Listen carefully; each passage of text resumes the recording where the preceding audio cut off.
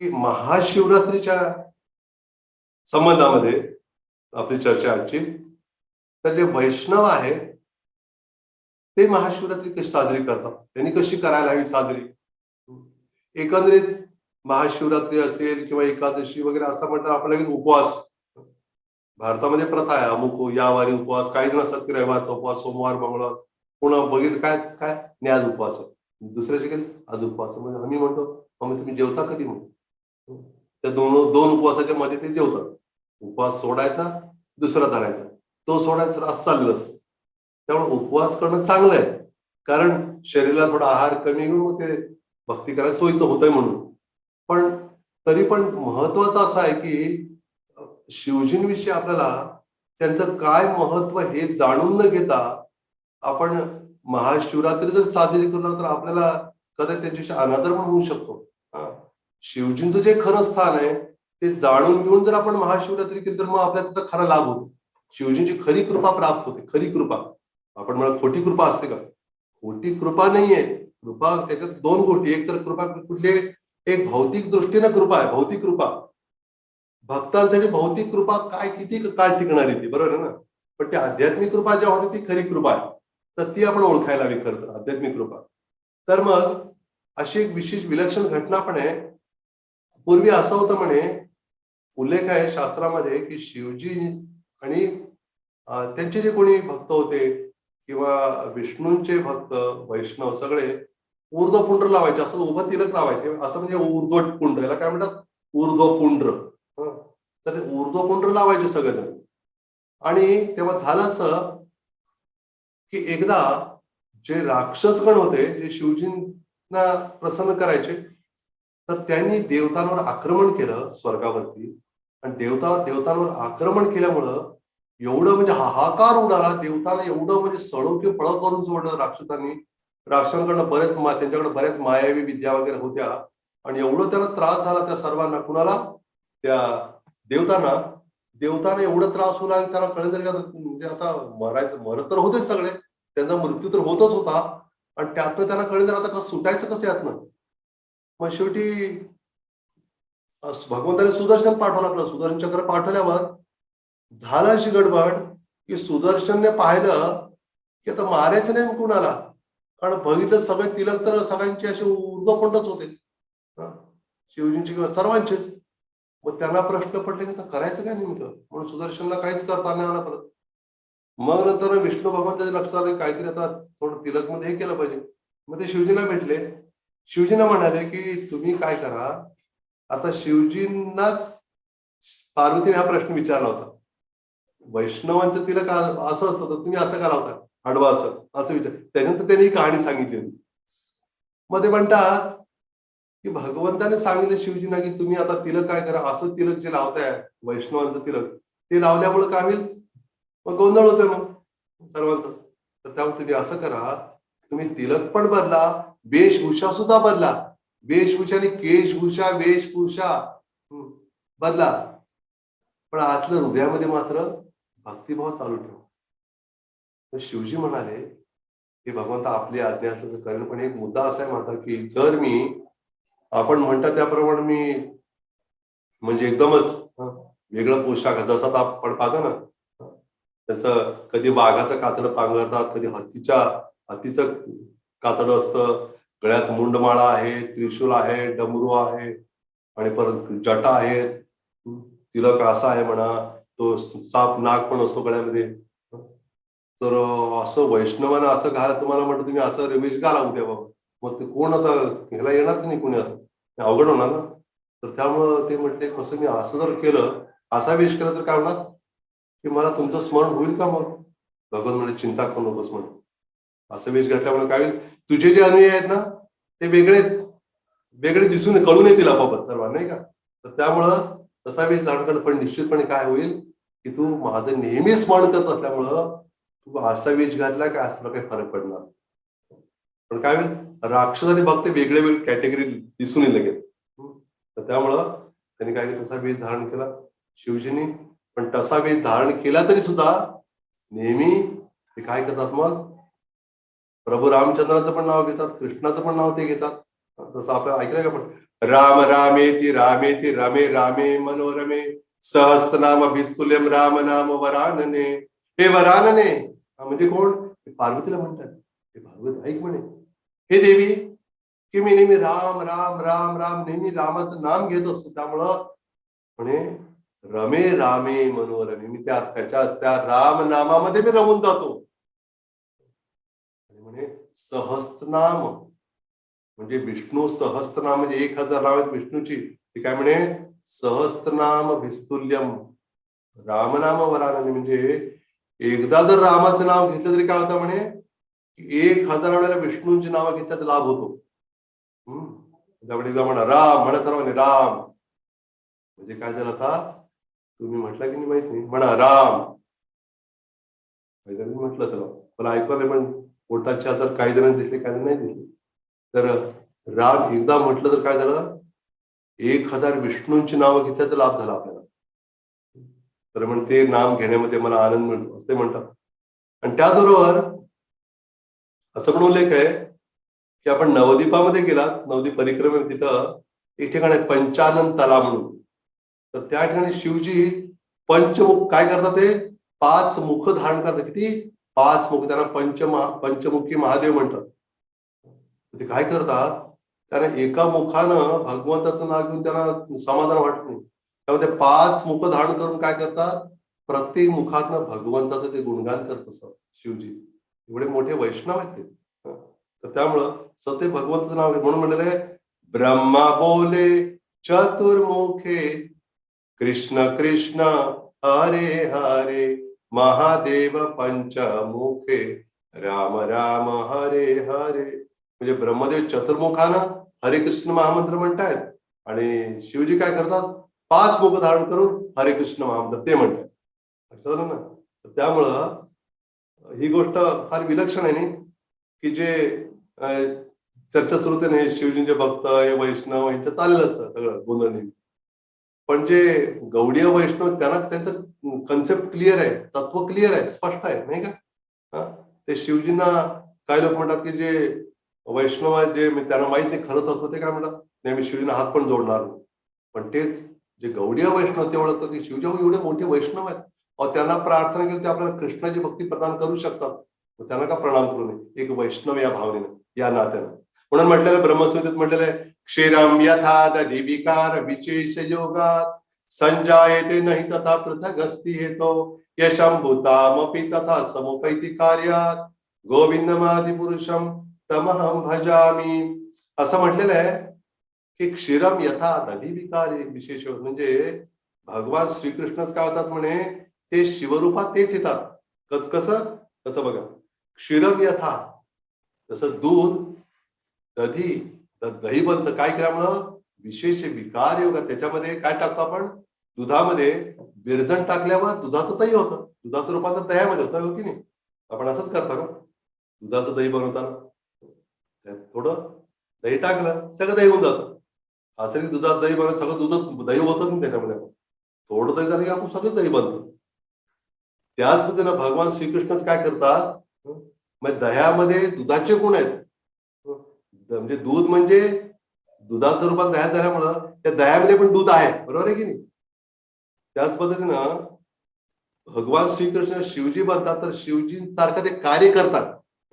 म्हणजे याचा अर्थ काय झालं की सृष्टीचे संहाराचं कार्य करण्यासाठी, महाकाळाचं रूप धारण करण्यासाठी काय करतात, या सृष्टीचा संहार घडून आणण्यासाठी कृष्णच शिवजींच्या रूपात येतात आणि काय करतात, क्षीरम यथा दधी विकार विशेष योगात पुढे म्हणजे यश शंभूतामपी तथा समुपैती कार्य.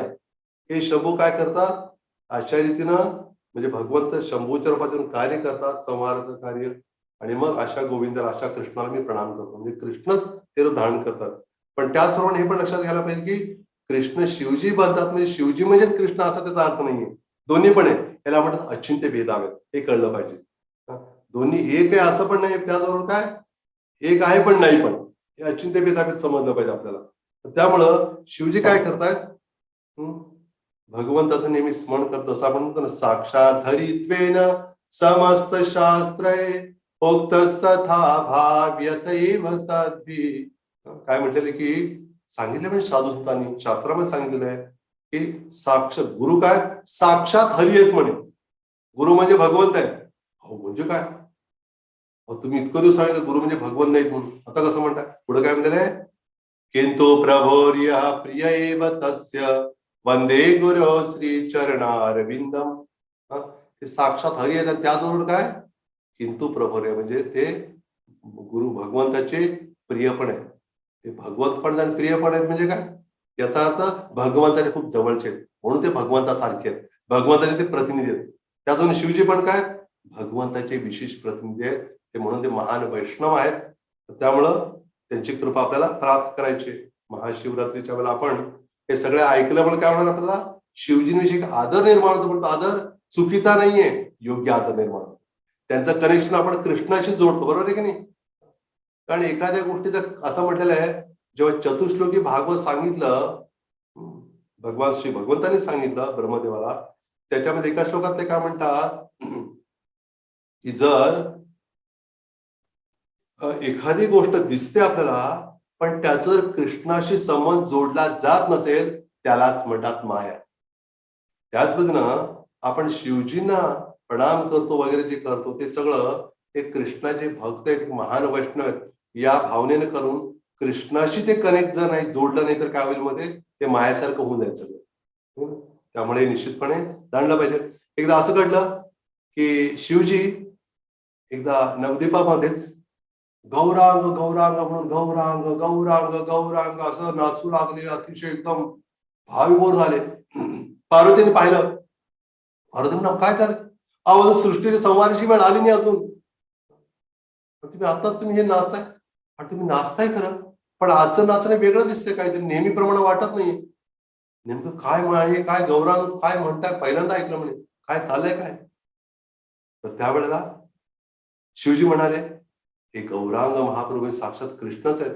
अतिशय दयाळू रूपामध्ये ते प्रकट होत आहेत आणि त्यामुळे मी काय करतो त्यांचं स्मरण करतो आणि त्यामुळे मला खूप आनंद प्राप्त होतो. मग पार्वती म्हणे मी काय करायला पाहिजे त्यासाठी? तू पण काय कर, पण गौरांग गौरांग म्हणून त्यांचं स्मरण कर, कीर्तन केल्यामुळे काय होतं प्रकट होत तुझ्या पुढं. आणि मग तिने काय केलं माहितीये का? सीमंतिनी देवी म्हणून तिचं नाव आहे पार्वतीच. कुठं? नवद्वीपामध्ये जे सीमंत द्वीप आहे त्या ठिकाणी घटना घडलेली आहे. त्या ठिकाणी पार्वतीनं पण काय केलं तपस्या केली. गौरांग गौरांग अतिशय तीव्रतेनं गौरांग महाप्रभूचा धावा केला तर साक्षात गौरांग महाप्रभू प्रकट झाले आणि त्यांनी काय केलं मग स्वतः पार्वतीनं तिथे त्यांच्या चरणावरची रज घेऊन आपल्या मस्तकी धारण केली. म्हणजेच काय झालं कृष्ण सर्वांचेच पती आहेत हे तिनं काय केलं पार्वतीने पण सिद्ध केलं. आपण सर्व त्यांचे भक्त आहोत हे दाखवून दिलं. आणि मग याच्यावरनं अजून एक गोष्ट आपण समजायला हवी की शिवपार्वती हे जेव्हा एकत्र येतात तेव्हा चर्चा म्हणजे घरगुती चर्चा गप्पा होती त्यांच्या. त्यांच्यासोबत गणपती असतात आणि परत कार्तिकेय पण आहे त्यांची 2 मुलं आणि मग नंदी म्हणजे त्यांचं वाहन पण आहे आणि देवीचं वाहन वाघ पण आहे आणि गणपतीचं जे वाहन आहे उंदीर आहे आणि कार्तिकेयचं वाहन मोर आहे. हे सगळे एकत्र असतात आणि काय कथा चालते कृष्णाविषयी कथा सुरू असते. जेव्हा मग पार्वती विचारते गीता महात्म्य भगवतीचं काय महात्म्य तर त्याचं महात्म्य शिवजी सांगतात पार्वतीला प्रत्येक अध्यायाचं. एकादशी महात्म्य सांगतात. असं भरपूर चर्चा होत असते त्यांची आपसामध्ये नाही का. हरे कृष्ण महामंत्राशी पण सांगतात ते. असं तसं त्यांचं बघ मोठ सगळं ऋषीमुनी पण आलेले असतात तिथं ऐकायला. तर असं विशेष गोष्ट आहे नाही का. शिवपार्वती आपसात त्यांनी विवाह केला म्हणजे नुसतं काही वेगळं कारण नाही. कारण हेच आहे की अधिक कृष्ण कथा भगवंताची चर्चा आपसामध्ये करून इतर ग्रहस्थांना पण आदर्श प्राप्त व्हावा की शिवजी कसं वैराग्यामध्ये राहत आहेत. जे भगवंताचे एक प्रतिनिधी आहेत पण राहतात कसं की वैराग्यामध्ये राहतात आणि शिवाय सतत भगवंताची भक्ती करत राहतात. हे सर्वांना कळावं या दृष्टीनं. म्हणून जेव्हा पार्वतीने त्या विचारले की हे प्रिय पतिदेव की आराधना तर बऱ्याच जणांची केली जाते पण त्या आराधना करण्या म्हणजे आराधनीय कोण आहे, आराध्य कोण आहे, कोण आराध्य आहे असं विचारलं तर त्याला काय म्हटलं शिवजी म्हणाले आराधना नाम सर्वेशाम विष्णुराराध्यते परम. सर्व आराध्यांमध्ये कोण विष्णू म्हणजे कृष्णराव हे काय हे आराध्य आहे असं कोण सांगितलं तर भगवान शिवजी सांगतात. म्हणजे स्वतः ते आराधना करतात म्हणूनच ना. दुसरं एक ठिकाण आहे नवद्वीपामध्ये, पश्चिम बंगालमध्ये, तिथं हंसवाहन म्हणून ठिकाण आहे, हंसवाहन. त्या ठिकाणी सूत गोस्वामी आणि शौनकादी ऋषी यांची काय झाली ती गौर कथा झाली, ती गौर कथा. गौर कथा सुरू होती किंवा गौर भागवत कथा. पण ती गौर कथा सुरू होती आणि त्या ठिकाणी काय झालं, गौर कथा ऐकण्यासाठी म्हणून तिथं कोण आलं, शिवजींना कळलं तिथं कैलासावरती की इथं काय सुरू आहे, इथं गौर कथा सुरू आहे. चैतन्य महाप्रभू अतिशय दयाळू आहेत. आपण ऐकलं ना, गौरांगेर मधुर लीला जार करणे प्रवेशिला हृदय निर्मल भेलोतार. म्हणजे ज्याच्या कर्णारंध्रामधून गौरांग महापुंज लीलांचा प्रवेश होतो, त्या गौर कथांचा प्रवेश होतो, त्याचं हृदय काय होतं, निर्मळ होतं. चैतन्य फार विशेष कृपा करण्यासाठी आले. त्यांच्यासोबत नित्यानंद आले, अद्वैताचार्य गदाधर पंडित श्रीवास ठाकूर आलेले. ते शिवजीने काय केलं, मग त्यांना कळलं ही कथा आपल्याला मिस व्हायला नाही पाहिजे, चुकून चालणार नाही, म्हणून तिथं निघाले. त्यांचं जो वाहन नंदीवर बसून निघाले. पण त्यांच्या लक्षात आलं मी नंदीवर जर निघालो तर काय होईल, ती कथा संपायच्या प्रसादाच्या जावं लागेल, कथा समाप्तीच्या वेळेला उशीर होणार. त्यांनी काय केलं, ब्रह्मदेवाकडे गेले, वडिलांकडे गेले. म्हणजे पिताश्री मला जायचंय कथेला, तुमचा हंसवान घेऊ का. लगेच हंसवानावर बसले, स्वार झाले त्याच्यावर आणि हंस एकदम वेगानं कुठं पोहोचले, वाहन कुठं पार केलं माहिती का, कथा चालू तिकडच वाहन लावलं त्यांचं हंसवान आणि लगेच कथेत बसले ऐकायला. म्हणजे शिवजी सर एवढे मोठे वैष्णव कधी होऊ शकतो आपण, जे आपण ऐकतो भगवंताविषयी कथा. तर शिवजी आदर्श दाखवून देतात की ऐकण्यासाठी कशी तीव्रता लालसा असायला पाहिजे. कुटुंब कैलासावर नाही तर ते येऊन कथा ऐकायला येतात. तर आपल्या असेल तर घर बसल्या ऑनलाईन चाललंय, तर आपल्याला किती लाभ आहे ना.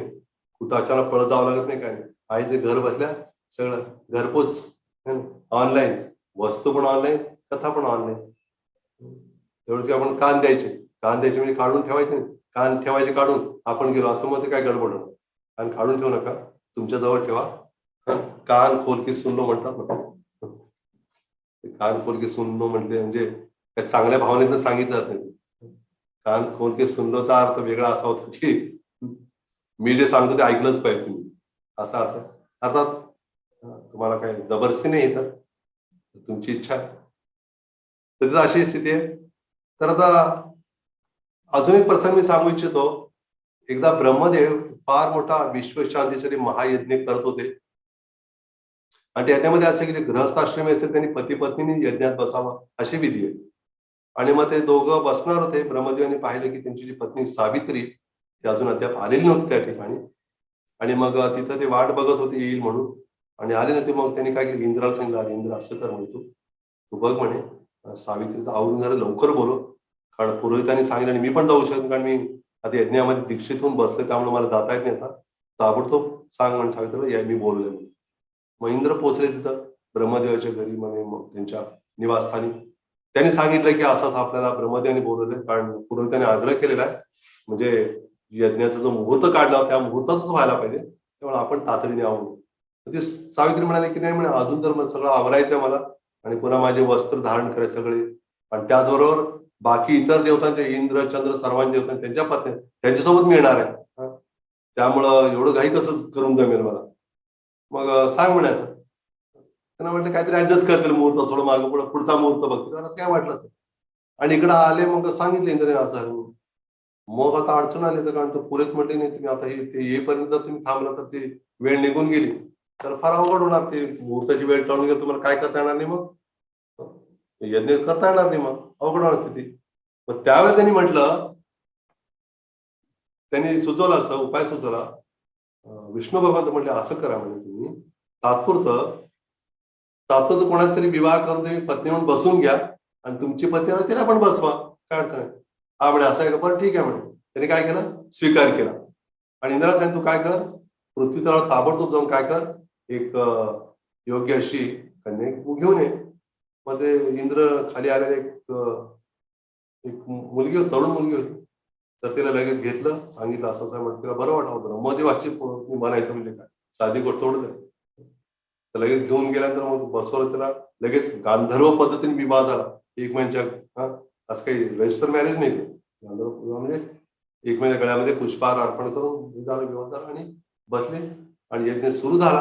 मग सावित्री आली तिथं, सगळं नटून थटून सगळं मिळून आली. बघितलं का, मी ज्या जागेवर बसायचं त्या जागेवर दुसरं कोणतरी बसलेलं आहे असं वाटल्यामुळे ती एकदम काय झाली, एवढी नाराज झाली, एवढी ती दुःखी झाली. दुःखी तिने सर्वांना शाप द्यायला सुरुवात केली. ब्रह्मदेवाला सर्व सुरुवात पतीपासूनच केली. म्हणजे तुम्ही म्हणे तुम्ही काय केलं, माझी वाट पण नाही बघितली. वाट बघितली किती बघायची, तुम्ही वाट पण नाही बघितली माझी, आणि तुम्ही परस्पर असं कारस्थान केलं म्हणे, लग्न करून म्हटलंय, हे काय बरोबर नाही म्हणे. मी शाप देते, तुमचं कुठंच मंदिर नसणार आहे म्हणे. माहिती आहे तुम्हाला ही गोष्ट, पुष्करला आहे फक्त, बाकी ब्रह्मदेवाचं मंदिर कुठंच नाही म्हणे असं म्हणतात. तर त्यामुळे तो शाप झाला. इंद्राला पण काही सगळ्यांना शाप देतो, मग शिवजीला पण शाप दिला. शिवजीला म्हणाले की तुमचं काय होईल, तुमचं म्हणजे तुमच्या अशा रूपाची पूजा कुठं होणार नाही म्हणून. कशी होईल, तुमची लिंगाची पूजा होईल म्हणून असं सांगितलं. त्यामुळे आपण शिवलिंगाची पूजा असते. शिवलिंग म्हणजे शिव पार्वती दोन्ही तिथं आहेत असं एक तत्व सांगितलं जातं. तर अशा रीतीनं शिवलिंगाची पूजा होऊ लागली. तर आपण शिवलिंग म्हणजे सांगतो शिवजीच आहे तिथे. तर आपण शिवजींना प्रणाम करून आपण त्यांना प्रार्थना करू शकतो. विशेष करून आजच्या या दिवशी किंवा महाशिवरात्री किंवा असे जेव्हा विशेष तिथी असतात शिवजींच्या संबंधातले, त्यांचं काहीतरी त्यांचा जन्मदिवस असेल, विवाहाचा दिवस कुठला जो महाशिवरात्रीला शिवजींच्या विवाहाचा दिवस म्हणतात शिव पार्वतींचा. आणि काही ठिकाणी असं पण म्हणतात की शिवजींनी जेव्हा समुद्र मंथनातून निघाल जे विष प्राशन केलं, विष प्राशन केल्यानंतर त्यांनी काय केलं, मग रात्रभर ते नृत्य करत राहिले भगवंताचं स्मरण करत, असं पण म्हटलं. पण जास्त तर ऐकी बात आहे, शिव आणि पार्वतीचा विवाह होतो, सोहळा असतो महाशिवरात्रीला. तर सुरुवातीलाच मी सांगितलं, उपवास करणे फार महत्वाचं नाही, याचा करू नये असं नाही. उपवास करण्यापेक्षाही महत्वाचं काय आहे, ज्यांच्यासाठी आपण उपवास करतोय त्यांची महिमा जाणून घेणं, त्यांचा भगवान श्रीकृष्णाशी कसा संबंध आहे हे जाणणं, हे फार मोठे तत्वाने जाणण्याचं. बरोबर.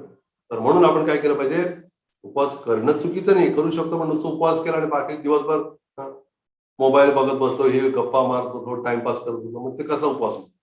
मग आपण सांगायला बरं आम्ही उपवास करतो बरं का महाशिवरात्री, काय केलं उपवास करून, काय मोठी गोष्ट केली ना. पण उपवास ठीक आहे, पण जे वैष्णव आहेत ते काय करतात, शिवजी पण एक महान वैष्णव आहेत, परम वैष्णव आहेत, आणि त्याचबरोबर जी पार्वती पण परम वैष्णवी आहे, वैष्णव देवी आहे, माहिती ना, परम वैष्णव. हे जाणून काय केलं पाहिजे, त्यांची त्या पद्धतीने त्यांचं स्मरण, त्यांची जशी भगवंताची ते भक्ती करतात गंभीरतेनं, तसं भक्ती करणं तीव्रतेनं. आणि त्यांच्यातलं जे वैराग्य आहे आपणही ओळखायला पाहिजे, आपल्यातही तसं कधी वैरागी. याचा अर्थ नाही की आपण स्मशानात जाऊन अंगात ते भस्म लावायचं आणि पुढच्या वेळेला प्रोग्राम मध्ये ऑनलाईन क्लासमध्ये हे काय लावलंय, तुम्ही सांगितलं ते भस्म लावायला पाहिजे, तर असं गडबड काही करू नका, तसं काही आवश्यक नाही. आणि मग चिंतास्मरण आणि आशीर्वादासाठी प्रार्थना करायची त्यांच्याकडून. विशेष करून माहिती आहे आपल्याला, महान वैष्णव त्याचबरोबर मिथ्या अहंकार सुद्धा त्यांच्या ताब्यात आहे, माहिती का. मिथ्या अहंकाराचे ते अधिष्ठात आहेत शिवजी. तर त्यामुळे त्यांना प्रार्थना करायची शिवजीने की आपण मिथ्या अहंकाराच्या अधिष्ठात आहेत, आपण कृपा करा म्हणे माझ्यावर. काय कृपा करा, जेणेकरून त्या मिथ्या अहंकारामुळे मी स्वतःला शरीर समजतो, मी पुरुष समजतो, स्त्री समजतो आणि वेगळे प्राणी असतात तसं मी स्वतःला समजत होतो. खरं तर मी आत्मा आहे, भगवंत अंश आहे. मी आणि माझ्या ज्यात गुरफटलं मी मिथ्या अहंकारामुळं, त्यातनं पण सोडून मला काय करा, भगवंताचा मी अंश आहे किंवा त्यांचा सेवक आहे भगवान श्रीकृष्णाचा, या स्थितीमध्ये मला ठेवा. हे पहा, याला म्हणतात स्वरूप स्थिती. काय म्हणतात स्वरूप स्थिती म्हणजे काय, जीवेर स्वरूप है कृष्णेर नित्यदास, स्वरूप स्थिती असं म्हणलं ना की मुक्ती हित्वा अन्यथा रूपेण स्वरूप, अन्यथा रूपम स्वरूपेण व्यवस्थिती. मुक्ती म्हणजे काय, मुक्ती म्हणजे दुसरं तिसरं काही नसून आपल्या स्वरूपामध्ये स्थित होणं, याला मुक्ती म्हटलेलं आहे. प्रत्येकाचं भौतिक स्वरूप वेगळं वेगळं आहे, बरोबर ना.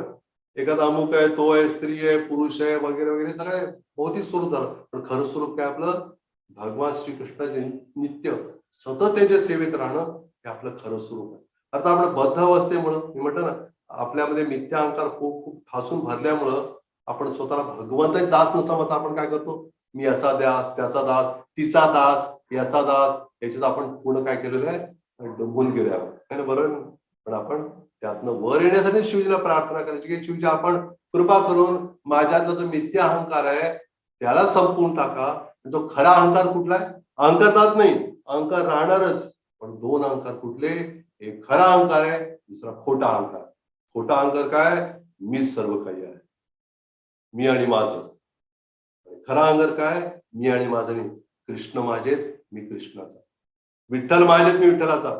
विठ्ठल माझा माझा माझा माझा माझा, विठ्ठल माझा मी विठ्ठलाचा. म्हणजे आपण मी भगवंताचा आणि भगवंत माझे, हे जे नातं आहे, हे नातं माझं स्थापित होते. आहेच ते नातं, असं नाही कुठं बाहेरने विकत आणायचं नाही, ते आहेच आहे, पण ते जागृत होते हृदयामध्ये. अशी आपण प्रार्थना करा शिवजींना. आणि शिवजींचं एक नाव माहितीये का? आशुतोष. आशु म्हणजे काय? झटपट, लवकर. तोष म्हणजे संतुष्ट. शिवजी लवकर प्रसन्न होतात.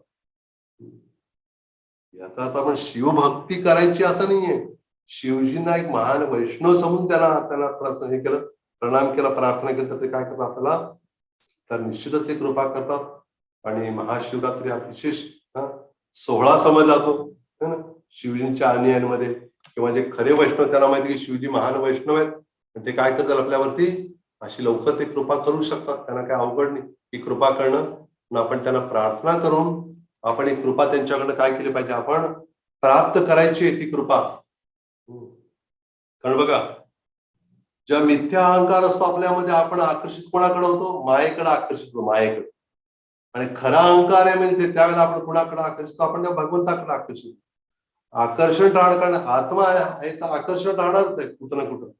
पण ते भगवंताकडे किंवा मायेकडे दोन्हीपैकी आपण निवडायचं. शिवजी वैष्णव आहेत, ते कसं नेहमी भगवंताकडे आकर्षित असतात.